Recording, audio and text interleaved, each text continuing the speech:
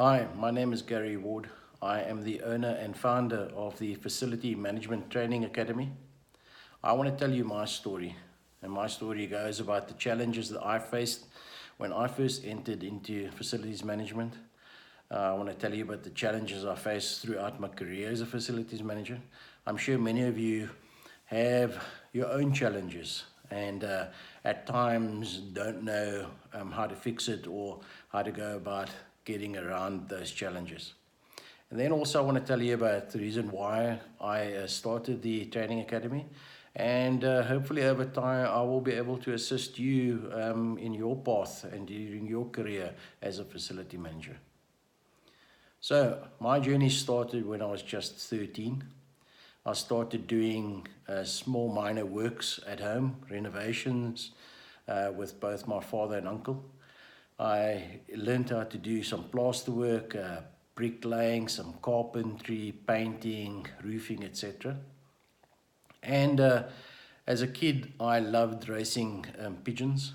So the building of lofts was something I enjoyed, and enjoyed helping other pigeon fanciers and my friends in doing the same type of a thing. But by 1983, I had finished my matric, and off to the military I went. I joined the Marines. I served there for 6 years up until 1990. During that time, I qualified as a Marine instructor. And after my retrenchment, I went back into doing a little bit of construction. I started a little business, little home renovations, etc., etc.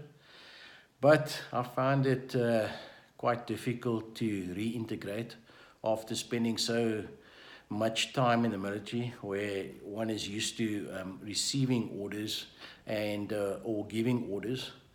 I'm no salesman, so I found it quite difficult to go out there and communicate with others, and then also to go and sell my products and services to them. So after a year, I packed it all up.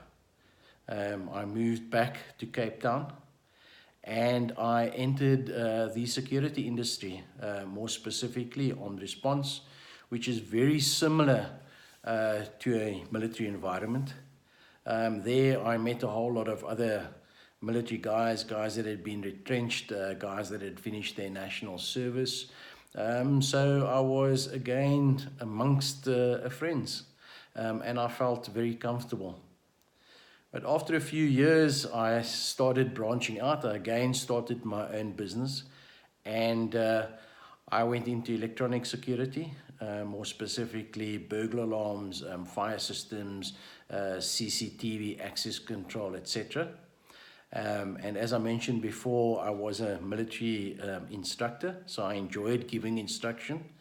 And I decided to try and help other kids out.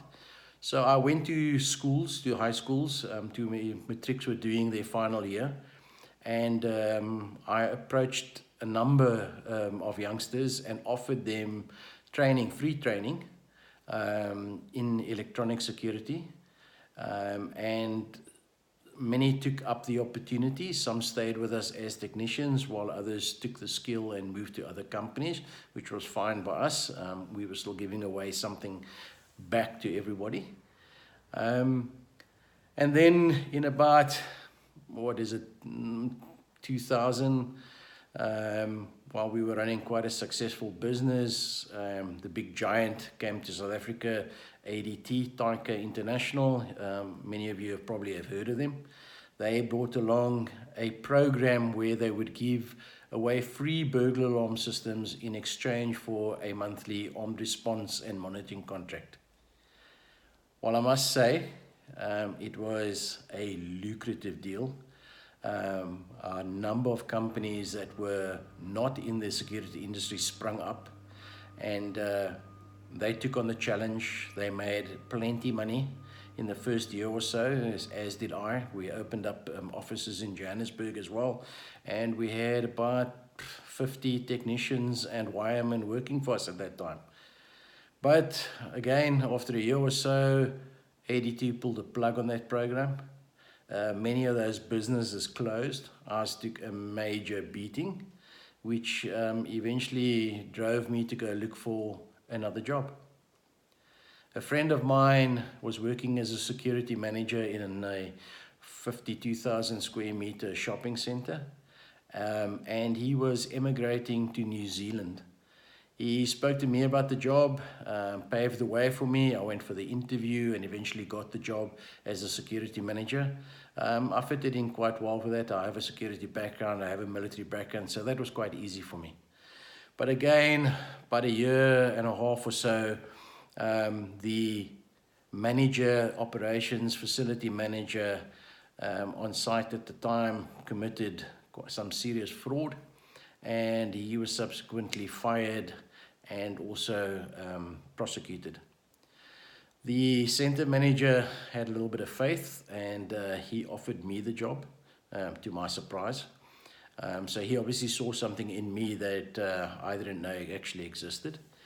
And I told him straight out, although I have a little bit of a background in maintenance, I know absolutely nothing about this industry and how to run a shopping center from a maintenance point of view. But lo and behold, he gave me the opportunity, which I took with open arms. And so my career began in facilities management. So there was no training, no formal training given. I had to go out there and find out everything for myself. I built up relationships with the existing contractors that were providing services, air conditioning guys, the guys doing soft services like your hygiene and your pest control, generator servicing, electrical, etc., etc. The nice thing about the center manager, his name was Mervyn Kaplan, very nice guy. He offered to give me the services of an engineer to help me grow in the HVAC industry, that's air conditioning. And for 6 months, this guy came once a week and he trained me in air conditioning, the ventilation, extraction, etc. And I must say, I'm very grateful for that. Because I came from learning or knowing absolutely nothing to knowing my way very well around air conditioning today. But for the rest of it, from a maintenance point of view, I had to find my own way. So I started reading a lot of books. I did a couple of minor courses. Now, bear in mind, I came into this job because I needed a job, because our business went bad, so money was quite tight. I was married with some kids. I had a family to feed. So there wasn't money to throw around on training courses. But eventually, I signed up at UNISA and I did a course in risk management, which is a 4-year course for a degree, which took me 7 years to complete. Very difficult to study at night when you've got a young family and when you've got a full-time job that you need to attend to and have call-outs after hours and things like that. So quite difficult. But I stuck it through and eventually got my degree. I did other little courses in firefighting, a bit of health and safety, things like that. But I started to read, as I said, a lot of books, and I started to compile my own little checklists, and I started to go to suppliers of materials and see what the standard and the norm was in the industry for servicing of the various types of equipment, learning about their lifespan and things like that. So I started to draw up my checklist. I then made a plan and I said to myself, I'm going to take one subject at a time and I'm going to concentrate on it until I become proficient in it, so that I would know my way about. But before all of that happened, I went to my very first management meeting and I sat in a room with engineers, asset managers, all these clever people who spoke a completely different lingo to what I was used to in a military environment. And I felt quite out of place. I felt like I was out of my league, to put it mildly. I felt embarrassed at times that I didn't have, one, the knowledge, two, I couldn't hold a conversation with them because they were talking things way over my head that I just didn't understand. And it was there that I decided I need to do something about that. That I would not allow myself to feel inferior to anybody else in the room, that I would not go to another meeting where I couldn't hold a conversation with anybody else. And if somebody spoke about fire or spoke about ventilation, I would know.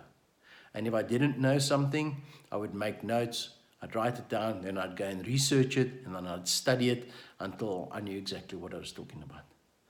So that's what I did. That's the path that I went on to.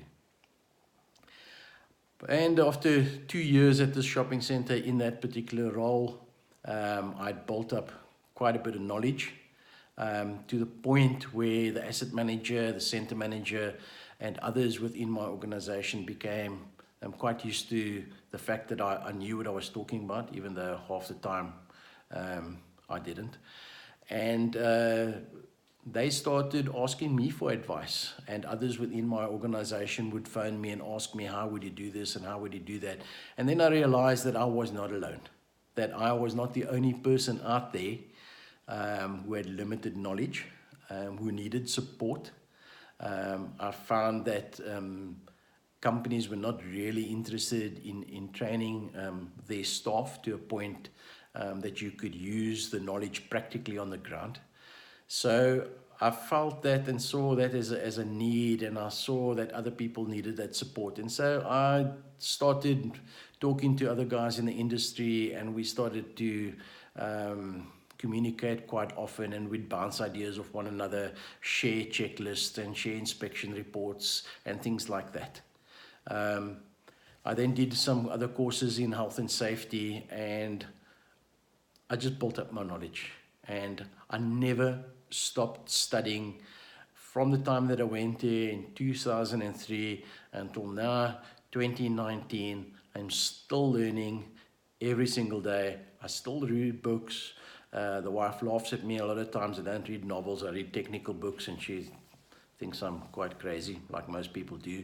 But I'm building up a knowledge base for myself, and that knowledge I help others to grow. I've worked with a lot of operations facilities managers over the years, and I find that there is definitely a need for training, but not the type of training that you would get at UNISA. I'm talking about the practical stuff, the stuff that you use in the day-to-day life. I've been on a number of courses, and to give you an example, I have not come across one course where the guys have said, you do an inspection in such and such a manner, but have actually supplied you with a checklist to use. So if you want a checklist, you go out there and you draw it up yourself. And if you don't know how to do it, then you just don't do the inspection, or you just do it half-heartedly, or it's just a mess, or you get a contractor to come out and do that for you. So I've drawn up my checklist. I've drawn up my inspection reports. I've done, I can't even remember how many condition reports I've done on buildings over the years. Then we entered into a stage where I got quite involved in big projects. So the biggest project I've done today was the revamping of the Blue Ridge Shopping Centre in Cape Town, which the value of that project was just under R1 billion. It was basically a demolition of, I'd say, 80% of the shopping centre, where only the checkers remained, and then the balance was rebuilt as new. So I was quite lucky to be on that project. I learned a lot from being on the project team. And my job there was to advise the landlord on things that worked in a shopping center. Things like, how do people utilize toilet facilities and ablutions? What works, what doesn't work? The type of toilet seats that are used, the type of hygiene equipment, bearing in mind that we are looking at long-term maintenance, which saves the landlord money. So if you allow the architect to run amok and put in the most fanciest stuff and the most expensive stuff because it looks nice, but it's not practical, in the long term, the landlord pays for that. And our jobs as facilities managers to reduce those costs while making things functional and making it last as long as what we possibly can. So that's the idea. So I had that opportunity from 2010 to 2012. We did that job, and then I got involved in 2 other large projects as well. And in about 2014, October 2014, one of the ladies from our head office, the divisional director at the time, had a chat to me and asked me to come back to head office to come and run the operations department, which I accepted. And in October 2014, I moved back to the head office and started working at the company as the regional operations manager. At the time, 2014, there were 69 buildings in my portfolio. They stretched from Uppington right around to Plettenberg Bay. So there were a couple in Johannesburg as well. So it was a lot of travel. It was a lot of hard work. The maximum amount of buildings I'd done till that time was 3, and then consulting on a couple of smaller other ones. So 69 was a big jump. Luckily, I had some staff, although I found at the time that the staff were not as qualified as we would have liked them to have been, that there were shortcomings, that insufficient training had been provided to the guys, so that there were a lot of shortcomings in terms of their knowledge base. So they knew the basics, but they would still get themselves into trouble when they were talking, for instance, to a contractor. A contractor could basically tell them anything, and they would believe it and take that as the gospel truth. And that was a problem for me, especially when it came to costing and especially when it came to long-term maintenance.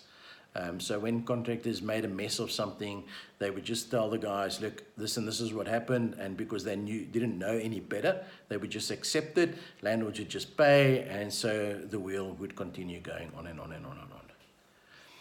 Okay, so in 2014, when I took on this job, I said I would look at 5 years, staying in that post, and then I would reconsider my options. So 5 years has now lapsed. It's now November 2019, and I decided to move out on my own.